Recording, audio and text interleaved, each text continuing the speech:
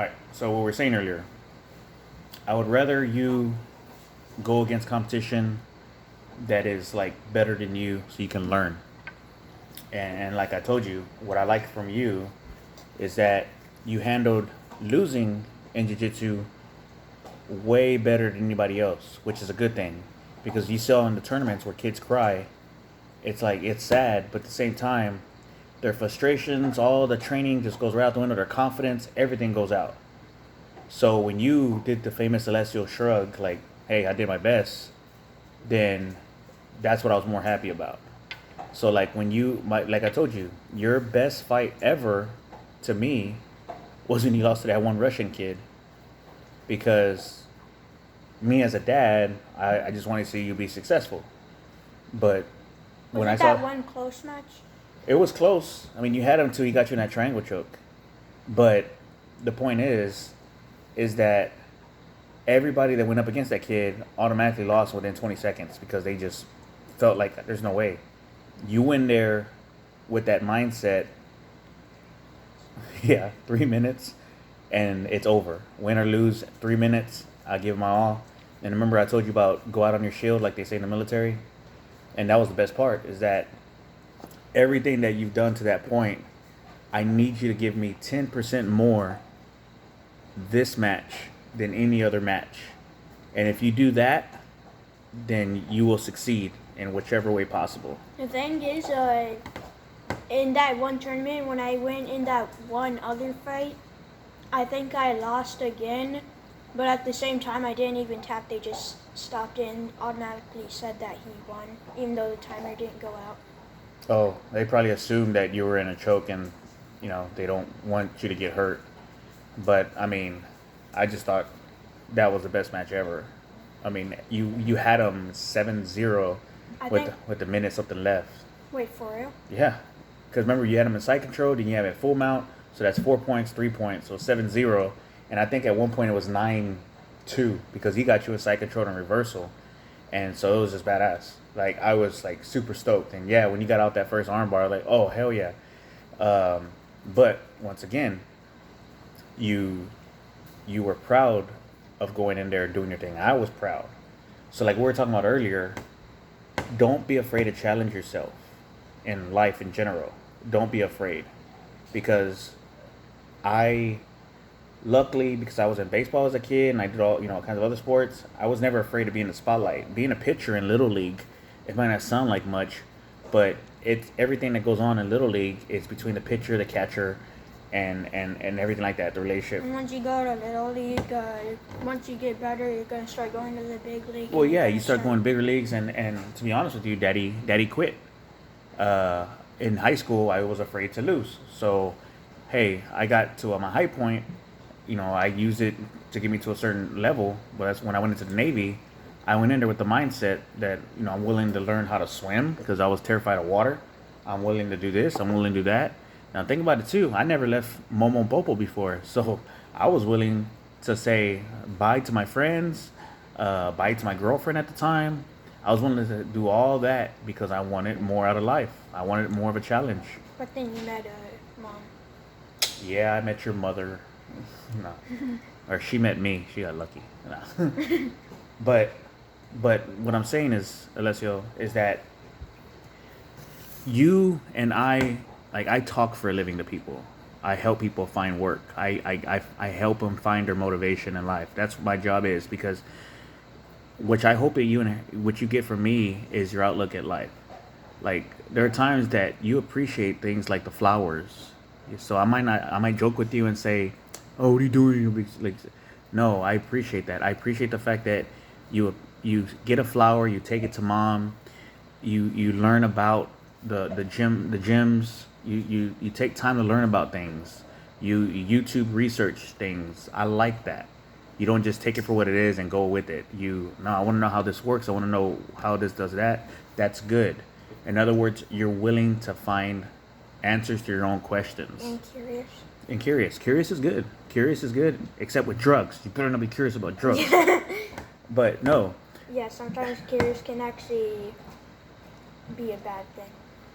It could be a bad thing, but then again, that's why we teach you at home. We Yeah. teach you what's good, what's bad, and hopefully you make your own decisions when you're out away from us. Was I confronted with wanting to be in a gang from other gang members? Yeah. Wait. Wait, well, where we grew up, where grandma, where we live, Oh. there was gangs. So of course, they would say, "Hey, join our gang." There was no reason for me to join a gang. I played baseball. But you attempted to. I wasn't. I was never attempted to because it wasn't me. I didn't do drugs. I Too didn't. much smoking and stuff.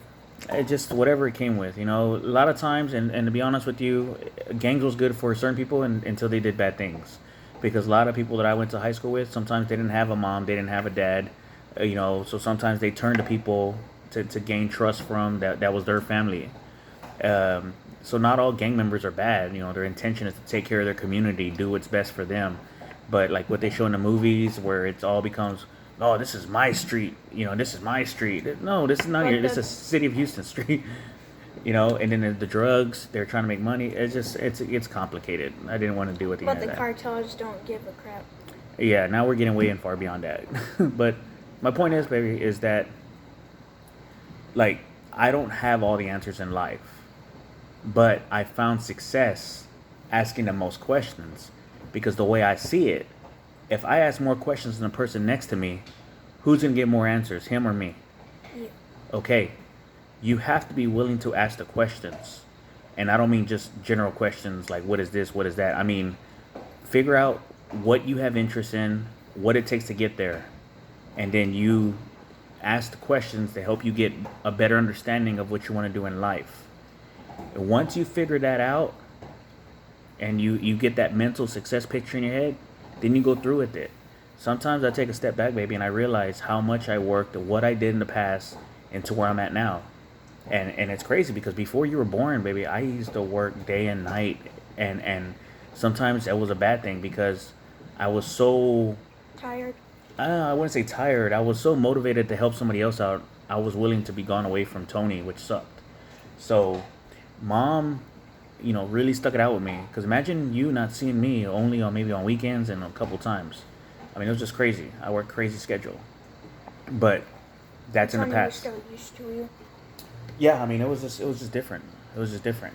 But I mean, in other words, just I never want to see you. It's okay to be a kid, as well. Watch the YouTube videos, have fun, all that.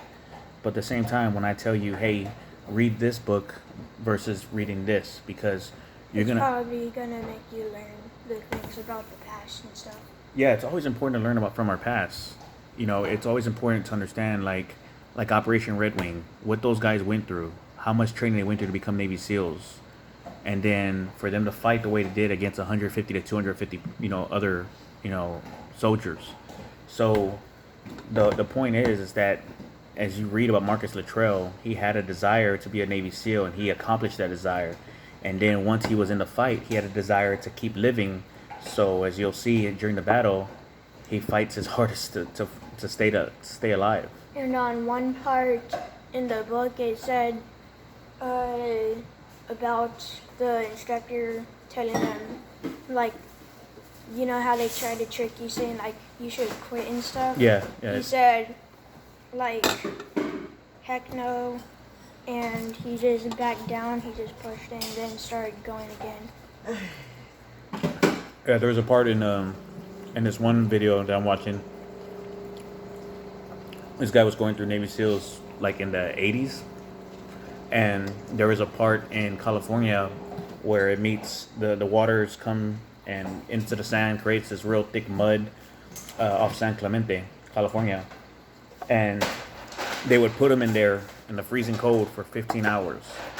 15 hours, they'll do whatever they can to them. So mentally, they'll get to their head saying, hey, there's 20 of you guys. If 5 of you quit and we quit this evolution, I need 5 of you quit. And so they're all like already, and they're getting a mental option in their head to quit. To like, hey, if you quit, your pain is over. We'll put you in the van and it's warm. We'll get you a blanket. And he goes, you still got another 8 hours of this. So the whole point is they're trying to mess with their psyche. But what happened was was awesome. One of the guys started singing like a military chant, military cadence, and the other one started singing. So out of everybody that was in the mud, eventually everybody started singing.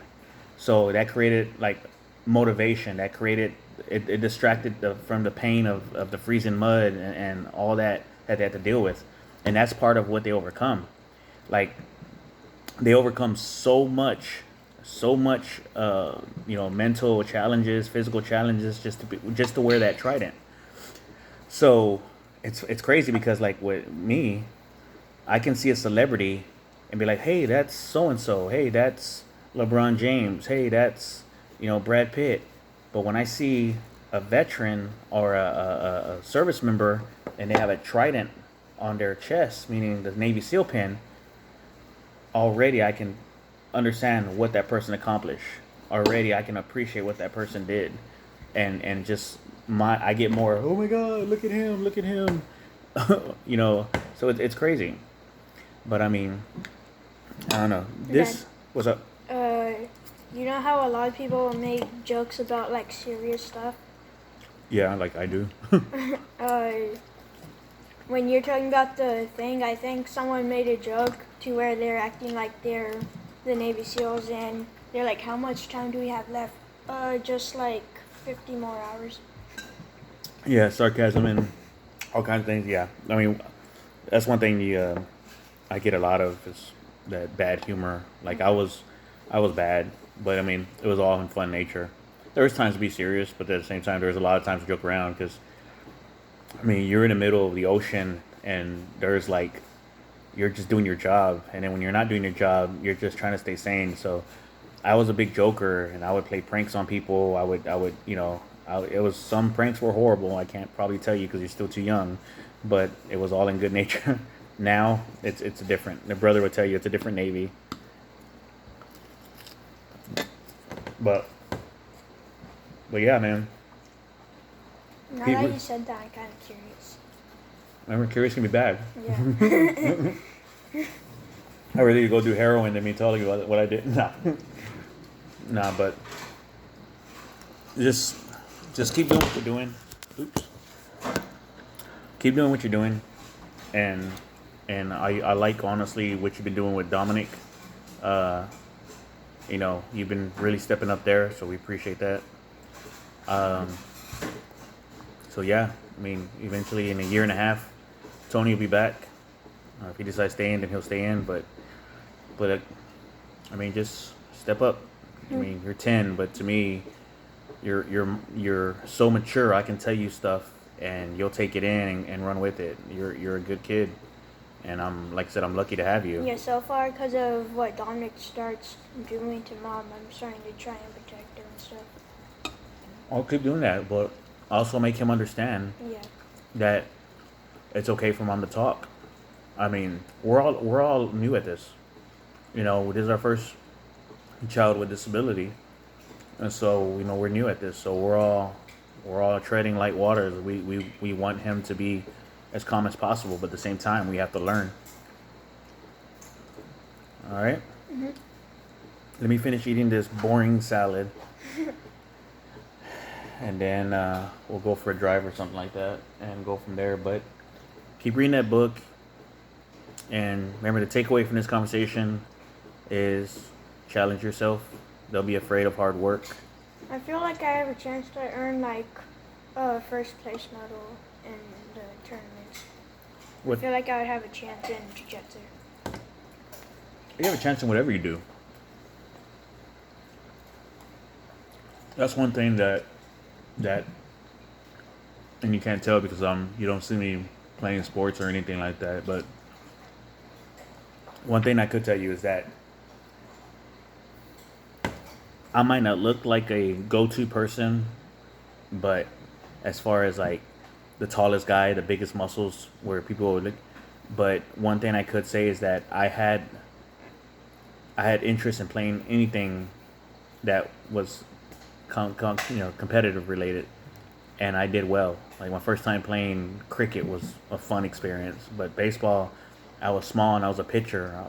I was a shit talker, but me and Michael, we learned jiu-jitsu on our own just from watching a first tournament And it's funny because we looked at don't try this at home, and we looked at each other. You want to fight? And we just went out there and started learning stuff.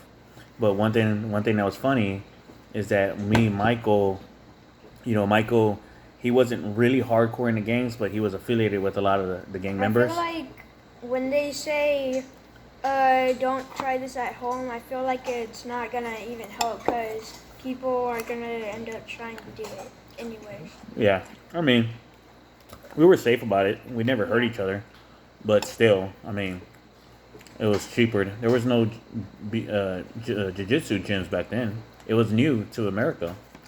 I mean, the guy that beat everybody was only 6'1", 160 pounds. He was beating guys that were 6'4", 220 pounds. And he made everybody like, what the hell is this? So for somebody that's small like me, it gave me motivation to say, oh shit, if I learn that, I can take down a big guy if he tries to fight me. And that's the confidence level it gave us. So when me and Michael started watching that, one time we used to go to malls and walk around and hang out. Michael felt so confident in our fighting capabilities that, man, if somebody comes, man, I feel good. Like we can beat them. Like that's how you want to feel, But we That never. would be funny if he actually like said that, and then he came across like the one that you're talking about. We got our asses kicked. Back to the drawing board. No, but yeah. I mean, you're gonna get there. You had your first fight, and it wasn't like a fight, but with dealing with the bully, and you handled it good. You did your part, and I wasn't mad. I was just happy you were okay. But the only thing I told you is be careful, because the fact that some type of combat related, training, they can hold that against you if you hurt the kid pretty bad. I mean, you were only 9 at the time, and you did what you did to a 10-year-old. I mean, that's on him. Did what? Remember that birthday party with that one kid you got in a fight with across the street from Adam's house? Oh. So I mean, that kid was being a bully, and all the kids said he was being a bully. He was being a bully. The only thing why I think he lost is because he threw punches like that. He always threw punches like that. But he's bigger than you. You're strong. You took him down and did your thing. But I even tried to flip him over by picking him up. same WWE. Back then, you still thought it was real. Yeah. I mean, it is real. I'm sorry. It is real. Santa's real. Remember, I said that there's a new coach in jiu-jitsu. Oh, there is? Mm-hmm. Is Calvin not there no more? I think he might go there a little bit more, but I don't think he's like the main coach. I was recording you. Oh. Spy. Yeah, I kind of saw that because they're